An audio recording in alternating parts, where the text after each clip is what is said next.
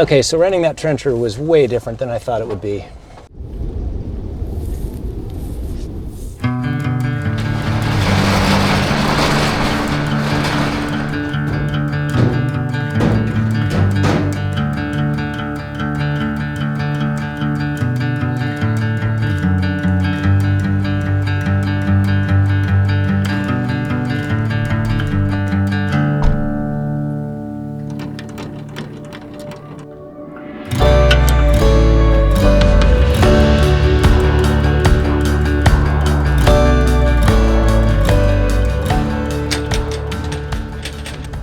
So the weather held, and it looks like we got a really good day to do this trenching. I've never used a trencher, but I did some research online, and it doesn't look too bad. I gotta pick it up at a rental place, and it rents for sort of on the daily basis. So I'm gonna try to get there pretty early in the morning, see how much I can get done. I haven't not used it. I don't know how much I'm gonna actually be able to get done, but we got just a gorgeous day out on the coast. The locals are out this morning.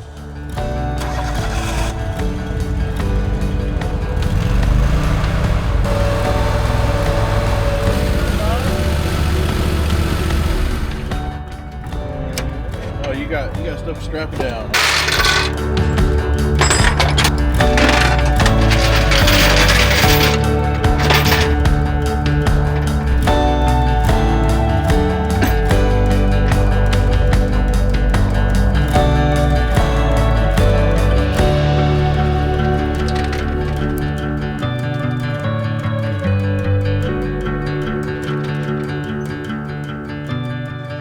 Hello, welcome back to Outbuilding.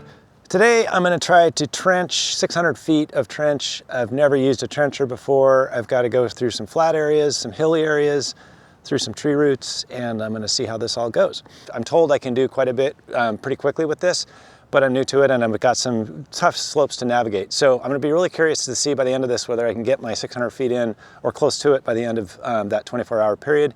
I've got two trenches I'm going to try to make. The first one goes from where we left off on the previous video, which is down by the well, coming up towards the storage tanks, which are going to be located up here. And so that one, I've got a pretty good path for that. I used the flail and mowed it out, and it's pretty well cut. And so I'm just going to go down and meet my old trench there, and I may have to hand dig the very last little bit because it starts to get steep. That one should be pretty straightforward. I'll start with that one, and it's up here on the flat. The second trench I need to dig is down through some tall Sitka spruce here, and then down through a path that we cut through a bunch of blackberry and scotch broom. And that I've got sort of raked out. I came up yesterday and I sort of sorted that out and cleaned it up and tried to get it improved and ready to go. But we're gonna have to go down through that, and I'm not sure how this thing's gonna work. It weighs about 2,000 pounds and it's on track, so it should be able to I should be able to drive it down in there. Got a straight run down to the cabin that's just easy on the side of the road. So I'm gonna finish up with that and hopefully make good progress there. So this is actually the 5th episode of progress on this well. We found a well that was abandoned. We've restored it, we've got it up and going. And so I'm gonna make a little playlist for this. So if you wanna go back to the beginning, you can watch that playlist and just watch this 5 steps. That might be useful if you're putting in a well yourself, or if you've got a reliable well that you wanna use a storage tank, and then we're gonna use head pressure to pressurize our system. We're also gonna put a purification system on that in the end.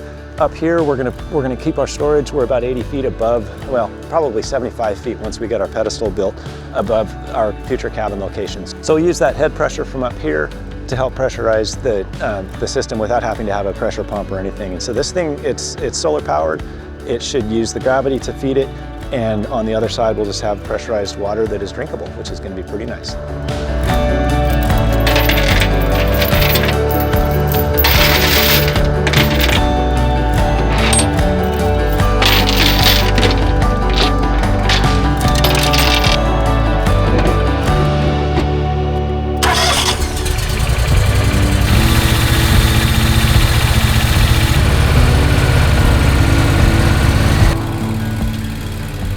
So it's nice to start on flat ground, and this thing weighs 2,000 pounds, but it's actually pretty agile using the little controls to drive it. So I drove down, and the part that gets steeper and steeper as it goes, so I kind of had this question of like, how far down can I go before it sort of gets away from me? So I'm starting to creep my way down the hill here and feel for it, and it's a little bit front heavy because of that long cutter in the front. So I was trying to be careful, and once it starts tipping, it's a little bit spooky. I got down to about as far as I wanted to go and felt comfortable with, and I'm pretty close to the original trench, so I went ahead and got set up here and kind of associated it myself with the controls and started cutting.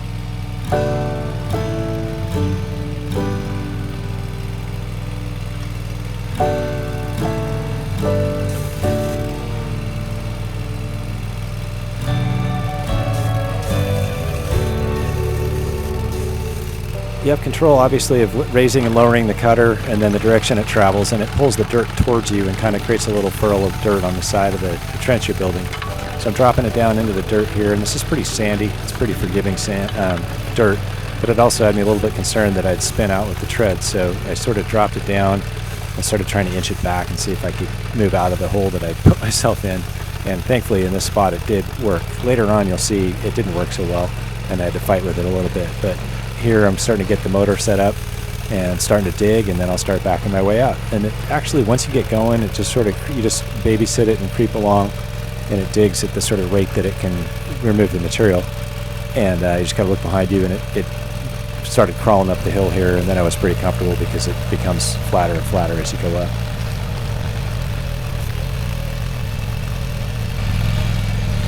You can minimally steer it, but not really. So if you need to make a turn, I had to sort of stop and reorganize myself and then drop a new trench down, kind of crossing over the one that I had. And most of these are pretty straight shots.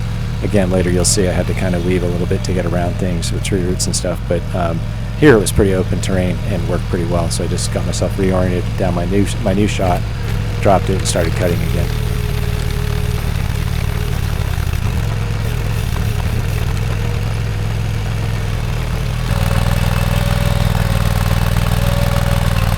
On the flat up here, it's pretty forgiving, and I just listened to the motor to see how much it was binding. I didn't really hit anything, and it chewed its way through this really pretty fast.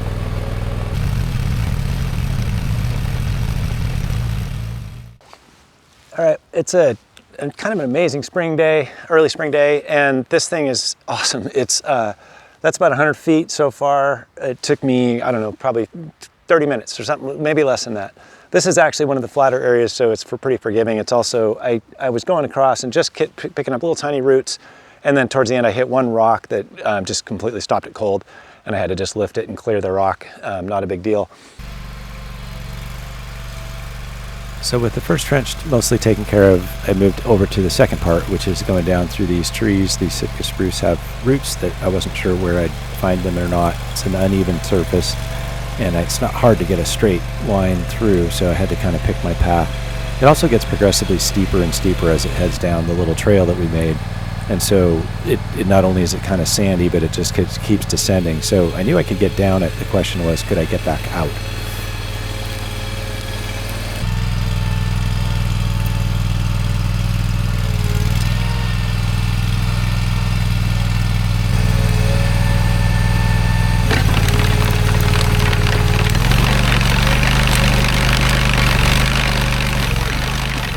So I'd made it my way all the way down to what I call the sled run, which is a really super steep part that there was no way I was going to drive down. And I'm in a little bit of a flat right before that, so I went ahead and dropped the blade and started trenching my way out.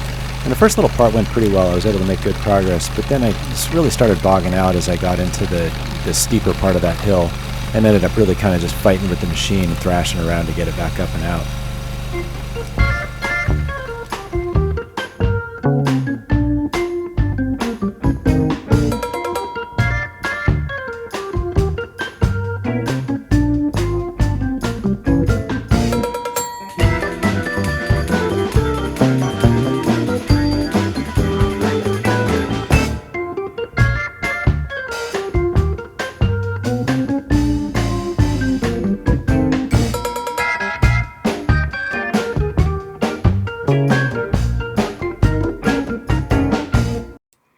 So I was able to finally get it out of there, and the lower part of the trench is in decent shape. I have to clean it up a little bit.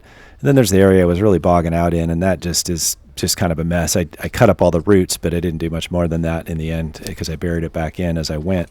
And then it was pretty good up to a point where I found a little tiny, probably a Doug fir that I wanted to preserve, so I decided I'd hand trench right around that, 10 feet or so, around that little tree. And then from then on up, I just had to clean it up a little bit, but I was able to kind of, you can see it's a little bit uneven and weavy, but it is a decent trench all the way up to the top from here. Up on top again, then it was pretty easy to just close out that trench and connect it to the other trench so that I had them coming into a common area. And I'll clean those up and finalize this once we put the water storage in up on top and permanently bury the upper part here. So that's 3 hours since I picked it up, and I've already got all the upper trenches done. So I got 100 feet going in that direction, and I got about, I'll call it 200 that way. That was a little messy down there. I had to put all my impressive 150 pounds on the end of that thing and sort of get it. So I had to kind of like crab my way back out. I hit a rock here and there. I actually got through here without any roots, which I was kind of fearful that I would hit some big roots from these trees, but I got a decent trench in there. When I go drop the trencher off, I'm gonna get a little narrow bladed shovel just so I can clean the trench out a little bit as I lay down pipe. I can see now that wrestling with the pipe and getting it settled in is gonna take as much or more effort than the trenching, but so far this is amazing and super productive. So I'll probably cart this up, run down, have lunch, and then run my long trench down there, which is really kind of probably wide open and flat. Famous last words. We'll see how it goes.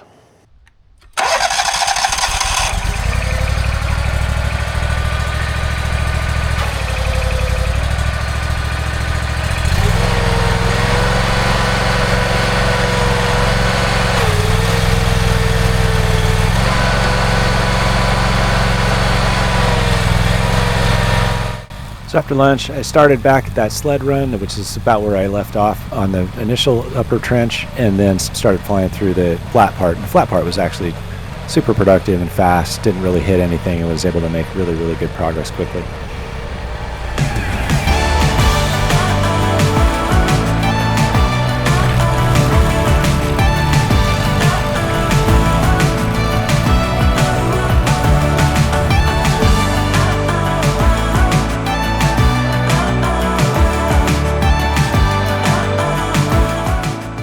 So it's 1 o'clock, and that was way more productive than I thought.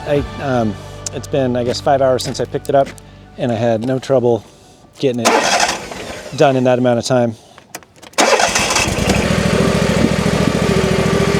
So that was 600 feet of trenching in about 5 hours, so something like 100 feet per hour. And that's given, I took lunch, and I also kind of got in a fight with it on the steeper parts where it was a little tougher to navigate. But it worked really well. Pretty easy to learn.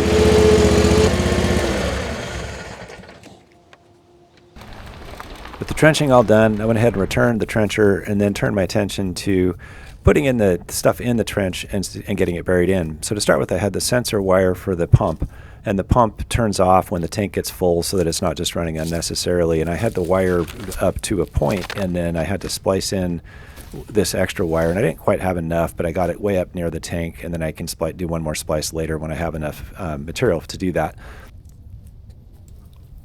It was pretty handy to have my little portable battery pack because I was able to use that to run both the soldering iron and the heat shrink gun, because I wanted to get this splice. I wanted it to be bomb-proof because it's going to be buried. I don't want to have to come back and try to find it and fix it. So pretty simple. I just ran an extension cord down and was able to solder up the connections for belt and braces to make sure it was super sound, and then heat shrink with waterproof heat shrink over that. And then finally, I just used electrical tape to kind of button up the wire and the pipe together about every 10 feet, just so it was easier to kind of place in the hole in one spot and not have them get separated. I did pick up a shovel. This thing's super handy, and it'll be nice for planting trees later on. And I had to just connect. It was about 6 or 8 feet. I had to connect between the old trench where the pipe had been put in the sleeve in my previous video into this trench that we just built. And this is just brute force work. It was pretty forgiving dirt, and got the trenches connected and was able to start putting the pipe in.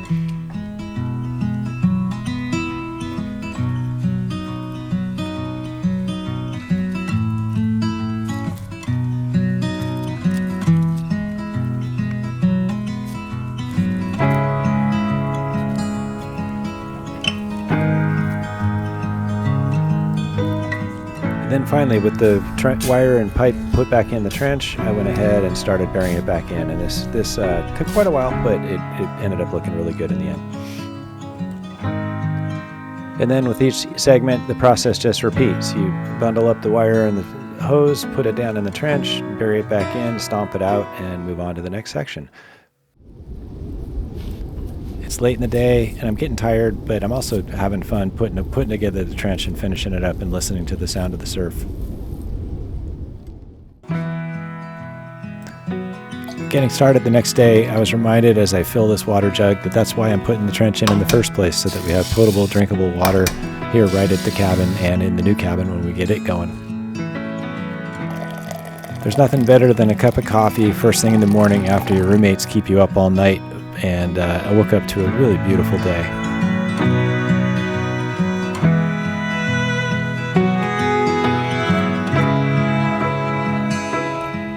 So the second trench is the one that's going from the storage down to the cabin, and that's going to be the one that contains the head pressure. And from what I understand, using a bigger pipe helps reduce the resistance, and so it'll increase our pressure down at the bottom. So I'm using 1.5 inch poly pipe here, and it's 200 psi, which means it's got a really thick wall, and it's both heavy and really stiff. So the first thing I did was just load it up and then plug the ends of the piece I'm going to be working with, so I'm not getting dirt and debris into it. And to do that, I needed to use a heat gun to kind of loosen up the pipe a little bit because it's fairly cold out, and get it soft enough that I could push in the little plug on each end. So here's a kind of fun pipe's eye view of the trench from the cabin all the way up to where we started working. You can see it's a fairly long distance, and as I edited this, I realized there's a whole lot of bad puns I could use about laying pipe or something, but I decided not to, and I just decided to let the video speak for itself and return to the trenches.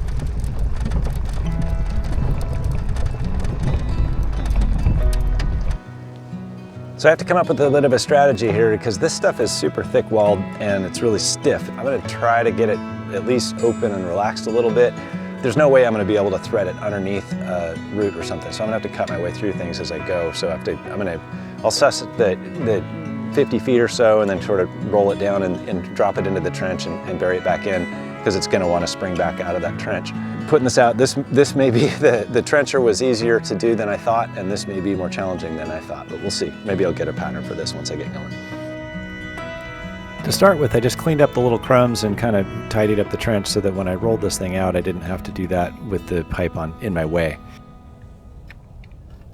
Rolling the spool is the way to go for me because the spool weighs a lot more than I do, but I was able to get it moved around and kind of position it and get it ready to try to start dropping it in the trench.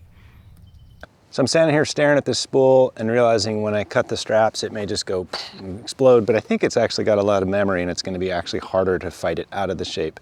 But I may need to kind of lasso it with a rope when I'm kind of navigating it. It's pretty heavy. It weighs, I don't know, a couple 100 pounds. And so I'm going to tuck one end underneath the big tank here that we'll be putting in a future video. And then I'm going to sort of roll it back on that and see if I can't get it to kind of relax and then start to kind of place it down in the trench. The trench has got a lot of roots that are crossing over in it. It's probably good in some ways because when I push the pipe down in there, it's going to have to fight through those things and then they'll kind of hold it down as I go. But the challenge is going to be, I can see that it's going to want to spring back out of the trench as I go. So I'm going to need to kind of bury and tamp as I move my way down as my guess. But I'm going to cut this open and see what we get. Hopefully it doesn't spring out too much.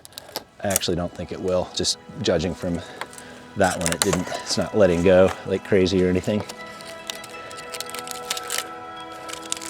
It's like the world's biggest ball of twine. There it goes, not too bad.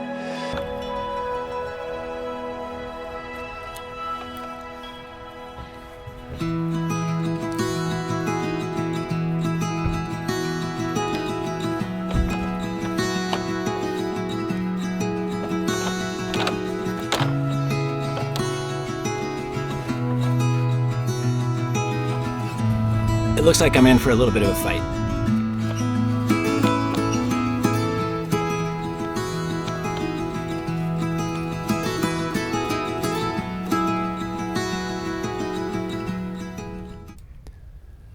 So mercifully, with it pretty well organized and the trench cleaned up, it actually behaved much better than I most feared, other than my muddling with the big spool to get it where I needed to get it to go. So I was able to get it sort of set in the trench, tamp it down with the rake, and then it's funny, the trench is a little bit narrower than my boot, so I can't even really step in it, but I push it down, get it to drop into the trench, and it kind of it flops in on the bottom. And then once it's on the bottom, I can bury little sections of it and tamp it down to keep it in place as I move down the way, and then come back and finally clear it up. Not such a bad process, just piece by piece.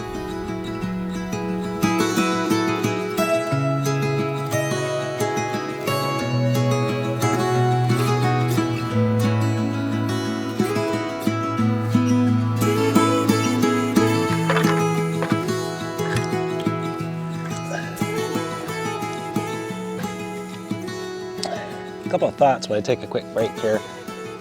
When I started this seemed pretty daunting, and that hose is definitely tough to wrangle, but it kind of is a testament to just getting started with something. So if you find yourself challenged by something or fearful that it's going to be really hard, just start, because once I got going, this isn't going to be too bad. It's going to be a lot of work, but it's a nice day. It's perfect conditions, and it'll get done, and it'll be way easier than maybe I feared when I started. The second thing I want to mention is that I put together a video the other day about why I do these videos, and I was sort of figuring it out for myself. But it's super helpful to have you along for the ride, and I don't know if you understand how important that is. I'm out here alone. I've been out here for a couple days, and doing this, I would sort of die on the vine if I was just doing it on my own and in my own head. But knowing that there's an audience, knowing that there's going to be some people that appreciate this and get to share it with me, whether family, friends, or people I've never met, that makes a huge world of difference. Like I said, I've got a playlist for just this water system, but then I've got playlists for other things too, tractors, the cabin rebuild, forestry. So if those things are all interesting to you, or if you just like these kind of videos, subscribe, take a look at them. Thanks. So this section here is probably the steepest, the softest, and the most messed up, just because of the trencher was kind of really bogging out through here and slipping around. So I had to pretty much hand dig this, but the trencher did loosen it up and cut out the roots. I was able to dodge the little Doug fir that we found in here and keep it going, and just made my own trench by hand. And it's definitely a lot of work, but in the end, I got a good slot through here. I found one giant rock that was I don't know, a couple 100 pounds, but other than that, really no big obstructions, just a bunch of digging.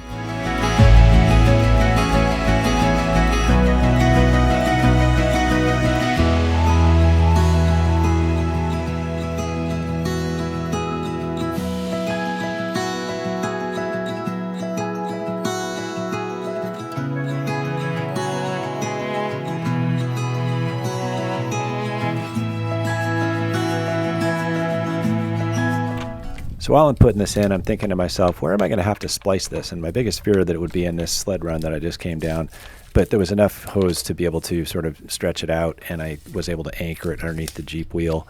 And then I had to do my splice there. Same thing, I just heated it up, got the splice piece in there, and fixed it real well. This is gladly, I can look back at the video if ever I need to find that splice and check it for leaks or anything, but it went together pretty well.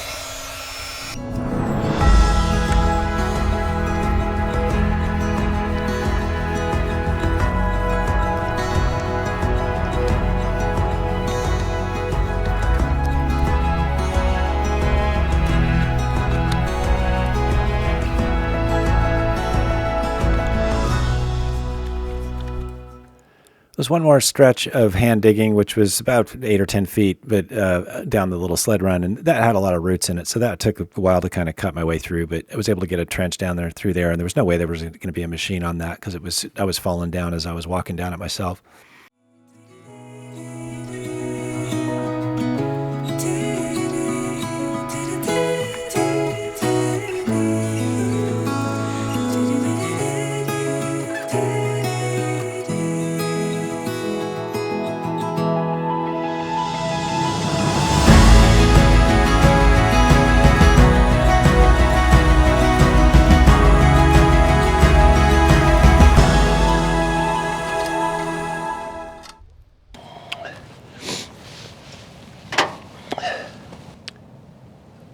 Well, that was a lot of work.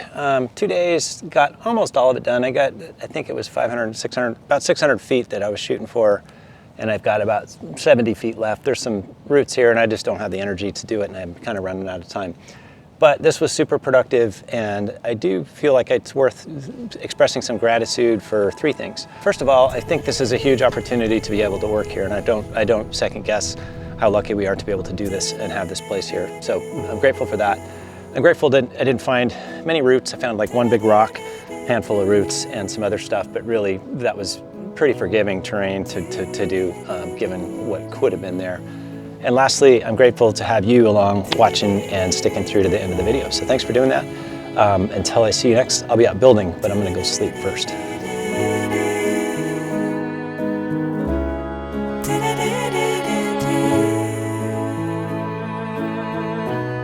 Do